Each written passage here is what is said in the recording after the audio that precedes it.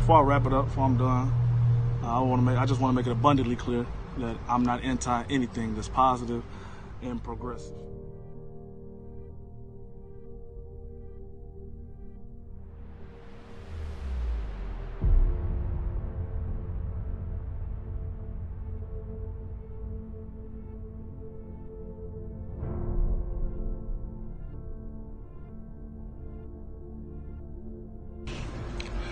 And you know, I never thought I'd find myself in the situation I'm in now, with this little, I call it a challenge,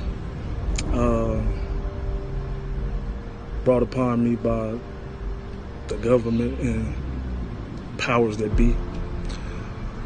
But you know, that's the path God seen for my life, and I'm here to submit to it and fulfill it, whichever way I can. The thing is, you know, this government and this system is corrupt with evil and malice. When you decide to stand up and advocate against racism and inequality, and you ostracized and condemned and hidden for your efforts.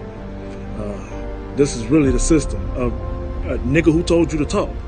You know what I'm talking about? Like, these racists and bigots, they allowed to openly express and display their hatred for us, whether it be on social media, in public venues, our protest rallies, online news sites. Hell, it don't matter where it's at. But they, you know what I mean, when it comes to us, they investigate and arrest people like myself, who only speak on combating racism, violations of our civil rights, our fellow citizens' lives being taken unjustifiably, police brutality, basically everything that's wrong with our country when it comes to the oppression of Black Americans. I promote self-defense. I encourage the defense of our neighbors' lives, and I get ostracized and disparaged, you know. But they never publicly attack or condemn the racists when they speak their hate. But they will raid and arrest me for expecting better from law enforcement and our justice system, then attempt to demonize me as if I'm asking them to give us something more than what we are equally entitled to. But for some reason, this system doesn't recognize us as victims. They dehumanize us so much, and in their mind, we're not even worthy of the word victim. That phrase would happen to be reserved for whites and animals. So, for real though, they will call pit bulls that have been made to fight in kennels victims of abuse, as if they don't lock us in cages and communities intentionally and watch us break each other down. But that's for a conversation down the road. But yeah, those victims of abuse, those dogs, yeah, they're so kind to them. They give you phone numbers and infomercials on how you can donate to different foundations to help those animals who's been exposed to abuse. But throughout my life, for the life of me, before this recent current outcry by the nation, I cannot recall not one single commercial nor infomercial dedicated to funding blacks in this country who happen to be products and first-hand victims of the worst violence, discrimination, injustice for hundreds upon hundreds of years. And hell, if we even mention reparations as a bridge to the gap the white power structure created, man, they look at us and we asking for half of their family fortune. You know what I mean? And it's crazy because Malcolm X once said something to the effect of, in order to begin the healing process, they have to first start pulling the knife out of our back. He said, but they're not willing to do that. Hell, they won't even acknowledge the fact that the knife is even there. And that's the reality that we still face with today in America. To this day. Dead ass. And I know they're not serious about searching for real change. Because it's people like the prosecutor in my case who has no real regards for us or our oppression. And to me, that's a major part of the racial issues that confront our country today. When you take a black man, myself, with what I would call such a insignificant criminal history, and paint me out to be such like a domestic terrorist or whatnot, and dehumanize me, to me that you compound the problems in regards to officers and law enforcement across the nation. How they view every black man as a threat on sight. No questions asked. because without so much as an assessment or evaluation, before my eyes, I was made out to be a complete animal. And I have one conviction for violence, which happens to be a misdemeanor from over 9 years ago and 5 kids ago. In my opinion, the prosecutor was attempting to make a mockery of the court by parading me around as such a monster, knowing there was very little evidence to support that frivolous claim. I mean, it was an unwarranted attacking, and that was just for to try to combat my bond, me getting bond. Not to mention what else she might have in store for, bigger things down the road. But my criminal history won't change. A lot of people might not like where I'm going, but to me it needs to be said. And I honestly believe that if America treated its black citizens with the same respect, compassion, understanding, and energy as it does its white women who are rape victims, then racial relations may actually have substantial progress then. And you're gonna say, that's unfair. You shouldn't make comparisons like that. That's below the belt, whatever. And yeah, it is. Because rape is an atrocious crime. It's horrible. And every victim, they got my utmost compassion and sympathy. But it pales in comparison to black victims of the white power structure composed of every branch of government, every magistrate and prosecutor, every school system, right down to every single constitution, every single amendment of the Constitution here in the United States. I mean, at least in the case of rape, most times the actual physical abuse will last just for that occasion. Not speaking on the mental, emotional, physical, psychological toll that the abuse takes on as a person.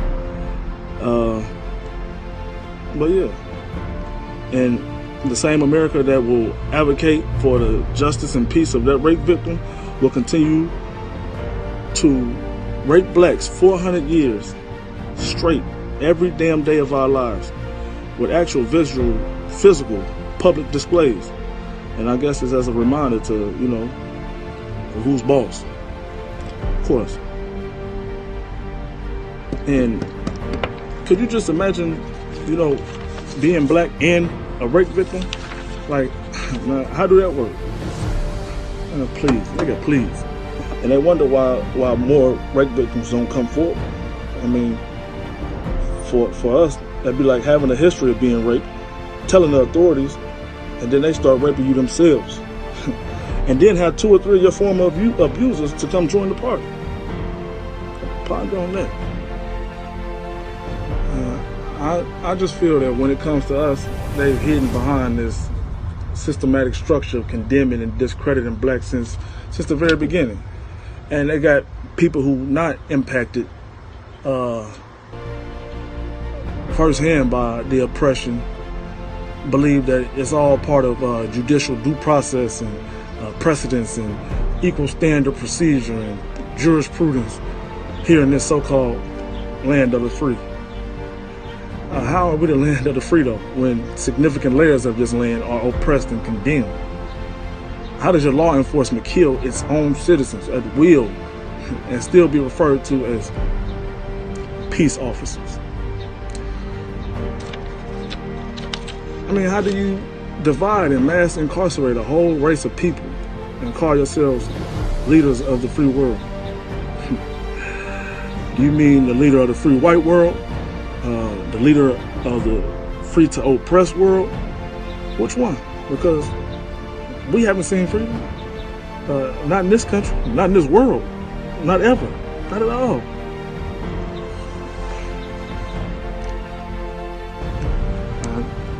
Just the insensitivity shown by the prosecutor, in regards to police brutality, in regards to racial inequalities and oppression, all that was just, it was just saddening. Like, it was like getting hit with a big piece of reality, because it shows you how they think, how they feel. Like, I understand you want to discredit me or discredit the activism I'm claiming to have, and you want to downplay my frustrations created by oppression. But for her to sit up there and state that some of the events in my complaint actually took place before the reigniting of racial issues in America caused by the death of George Floyd, to me, man, that just shows reckless oblivion on behalf of the prosecutor. I mean, really, it's as if all the Black lives lost prior to this recent surge of protests, they truly did not matter to her. You know what I mean? And this is an around-the-clock issue for some of us. They don't realize that. It was highly offensive to have a prosecutor break up and choose which period of oppression and which Black life, whether it be Breonna Taylor, Freddie Gray, Philando Castile, Amadou Diallo, Javier Ambler, whoever. Which Black life does not matter when we voice our frustrations? How are you picking that? And that kind of thinking does nothing but set progress back tremendously. You know what I mean? When we thought the goal was to be conducive to positive change during these times. What you thinking?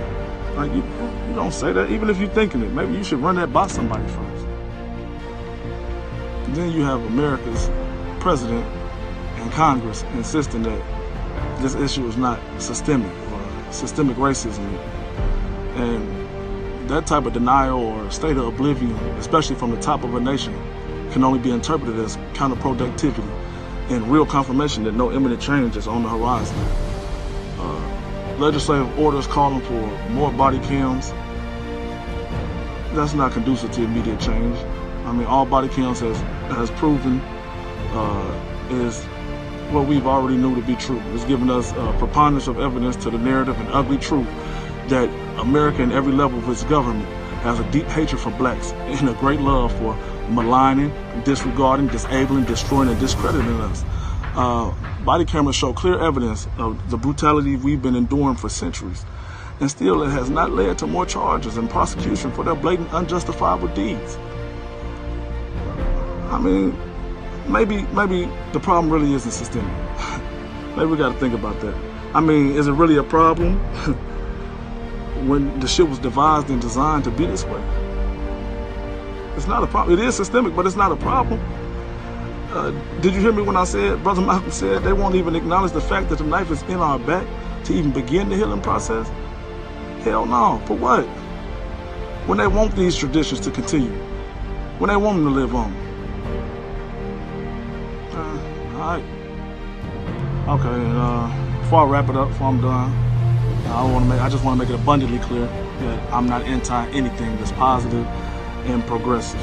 That means I'm not anti-police, I'm not anti-government, I'm not anti-white people, hell, I'm not anti-snakes, dogs, elderly people, twerkers, you feel me? As long as your heart is in the right place, man, we cool. And anybody for equality and positive change, I'm with all that, you know what I mean? But I am anti-racism, I'm anti-police brutality, I'm anti-oppressors, anti-systemic condemnation of Black people worldwide. And I put my life and my freedom on the line every day of my existence, fighting against them. That's period. But lastly, as a Black man, I would never say we're doing anything wrong in response to reacting to this system and this brutality and injustices. Our response is the product of timeless discrimination and racism and oppression, unwarranted against us. What I will say, though, is let's improve on togetherness. Let's have each other's backs, fronts, and best interests at heart out here. We got enough enemies, man. Let's make it fewer amongst ourselves. You know what I mean? If we see a Black man or lady under duress or what looks to be an unwarranted attack, man, we must step in and intervene. No matter the consequences, it don't matter. We got to preserve Black lives by any means necessary. And we must work as they do when their own are in tight situations. They bind their asses out of jail. They pay for their legal aid. Right, wrong, racist, or supremacists. This is what they do. They playing a numbers game. We got to match their energy in regards to showing our own that type of unconditional support. That's it, man. Black love, baby. You know, we got to move with the movement.